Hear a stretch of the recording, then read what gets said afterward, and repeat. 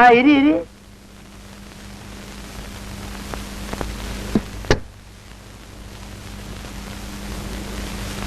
ഇവിടെ സ്കൂളിൽ പഠിക്കുമ്പോ സംഗീതത്തിന് കിട്ടിയതാ. ഫാൻസി ഡ്രസ്സിനും ഫസ്റ്റ് പ്രൈസ് കിട്ടിയിട്ടുണ്ട്. സാർ നന്നായി മ്യൂസിക് കമ്പോസ് ചെയ്യാനും അറിയാം. നിങ്ങൾ ശാസ്ത്രീയ സംഗീതം പഠിച്ചിട്ടുണ്ടോ? കുറെ ഒക്കെ പാടട്ടെ സാർ. ഹലോ, നിർത്തൂ. ഞാൻ കുറച്ച് ബിസിയാണ്, എനിക്ക് കുറച്ച് സ്വസ്ഥത വേണം. രവിപ്രസാദ്, ഈ ശാസ്ത്രീയ സംഗീതം കണ്ടുപിടിച്ചതാരാ?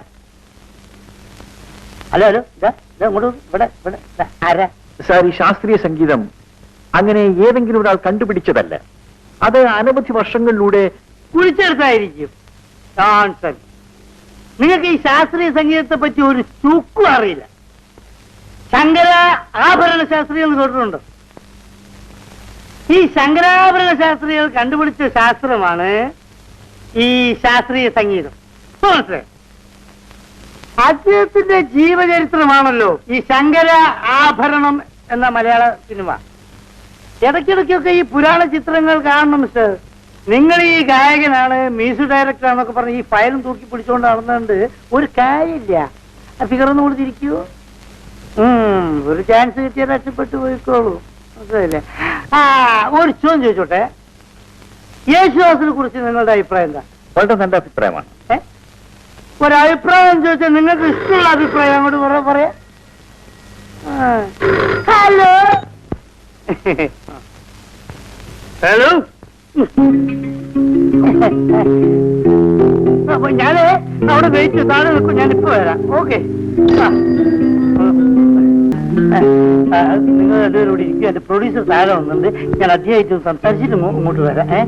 സാറേ, എന്റെ കാര്യം അത് ഞാനൊന്ന് രക്ഷപ്പെട്ടു, എന്നിട്ടല്ലേ നിങ്ങളെ കാര്യം.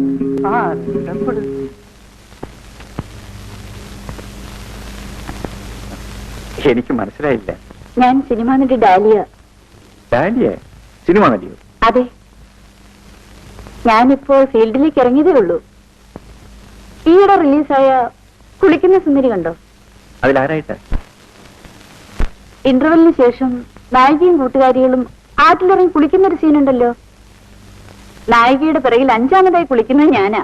ഓ,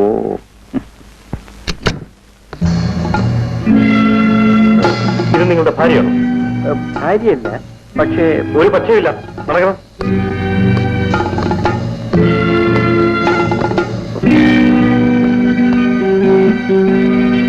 കോൺസ്റ്റബിൾ, ദേവപ്രസാദിനെ കൊണ്ടുവരൂ. ഇവിടെ കൊടു. ഇവിടെ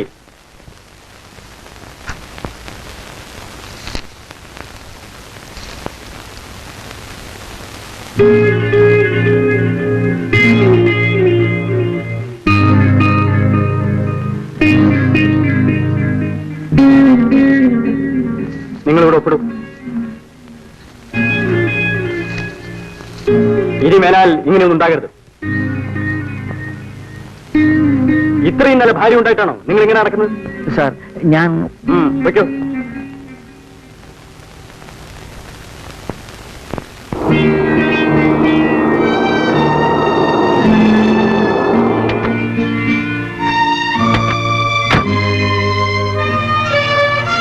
വെയിറ്റ് ചെയ്യൂ. പ്രഭേ, സത്യമായിട്ട് മനസ്സറിയാത്ത കാര്യത്തിന് എന്നെ പോലീസ് പിടികൂടിയത്. പ്രഭേ, പ്ലീസ്. ആ ഡയറക്ടർ എന്ന് പറഞ്ഞവൻ രക്ഷപ്പെടാൻ വേണ്ടി അതിനെ കരുവാക്കിയതാണ്. എന്റെ മണ്ടക്കേട്ടമേ, ഇനി എങ്ങനെ ഞാൻ സത്യം വിശ്വസിപ്പിക്കും?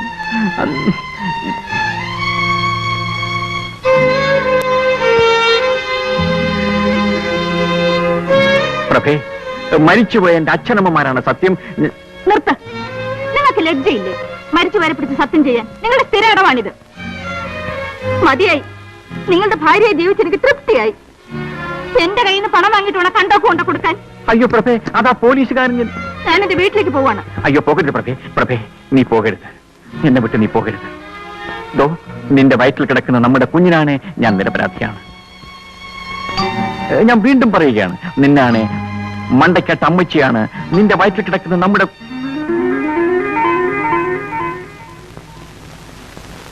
എനിക്ക് നിങ്ങളെ വിശ്വാസമാണ്. പ്രഭേ, എനിക്കൊരു അപേക്ഷ മാത്രമേ ഉള്ളൂ. ഈ ജീവിതകാലത്ത് ഒരിക്കലും നീ എന്നെ വിട്ടുപിരിയരുത്. എനിക്കത് സഹിക്കാനാവില്ല. ഇല്ല രവിയേട്ട, ഇനി എന്ത് സംഭവിച്ചാലും രവിയേട്ടനെ പിരിഞ്ഞ് ജീവിക്കാൻ എനിക്ക് കഴിയില്ല. ടാക്സി അയച്ചിട്ട് വരട്ടെ.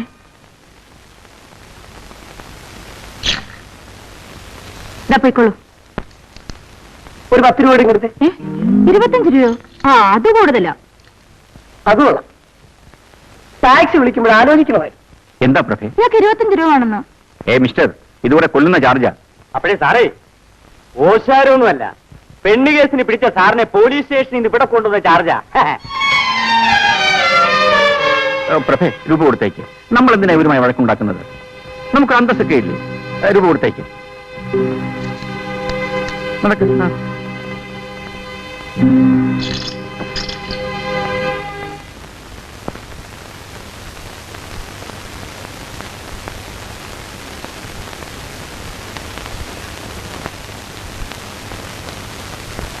എന്തിനാ രവിയേട്ട വല്ല നോക്കോർത്ത് വിഷമിക്കുന്നത്?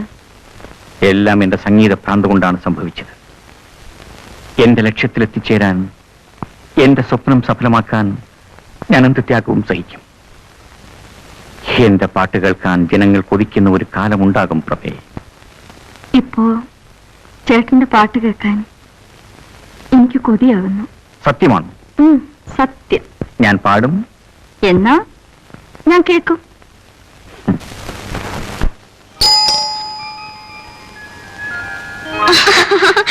ഹായ് ചേച്ചി, എത്ര നാളെ ചേച്ചിയെ കണ്ടിട്ട്. ചേച്ചി കുറച്ച് നന്നായിട്ടുണ്ട്.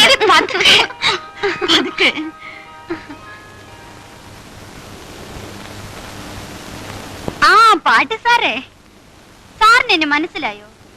ഞാൻ ആ പ്രഭ ചേച്ചിയുടെ ഇളയമ്മയുടെ മകൾ മാലതി. കളിയാക്കാതെ. ഞങ്ങളുടെ കല്യാണ ദിവസം കണ്ടതാണെങ്കിലും മാലതി ഞാൻ മറന്നിട്ടില്ല. അപ്പൊ ആശാൻ എന്നെ മറന്നിട്ടില്ല അല്ലേ? ചലിക്കതടി. അപ്പോഴേ എന്റെ എഴുത്ത് എന്ന് കിട്ടി സാറേ? ഇന്നലെ. അപ്പൊ മുതൽ പ്രഭ കാത്തിരിപ്പ. ഇല്ലെങ്കിലേ വിവരം അറിയും. വീട്ടിലെല്ലാവർക്കും സുഖം തന്നെയല്ലേ? പരമസുഖം. എപ്പോഴാ വരുന്നതെന്ന് അറിയിച്ചിരുന്നെങ്കിൽ ഞങ്ങൾ സ്റ്റേഷനിലേക്ക് വരുമായിരുന്നു. ഈ വയറും വലിച്ചുകൊണ്ട് സ്റ്റേഷനിൽ വന്ന് കാത്തുകെട്ടി കിടക്കേണ്ടെന്ന് കരുതി തന്നെയാ കൃത്യസമയം അറിയിക്കാത്തത്. ആ, ഇന്ന് സാറിന്റെ നല്ലൊരു പാട്ട് കേൾക്കണം. പാടിയില്ലെങ്കിലേ വിവരം അറിയും. എന്റെ മാലതി, പാട്ടും കൂത്തും ഒക്കെ പിന്നെയാവാം. നീ പോയി കുളിച്ചിട്ട് വന്ന് കാപ്പ് കുടിക്കാൻ നോക്ക്. അത് പറ്റില്ല ചേച്ചി. കുളിയും ചെപ്പും ഒക്കെ വയറ് നിറച്ച് എന്തെങ്കിലും കഴിച്ചിട്ടേ ഉള്ളൂ. എന്റെ അമ്മേ, തോറ്റു. ഇതിലൽപ്പം കുഴഞ്ഞ കേസാ. ഈ ഒച്ചം ബഹളമൊക്കെ ഉള്ളൂ. ആള് പാവാ. പോട്ടെ. ഈശ്വര രക്ഷിക്കണേ.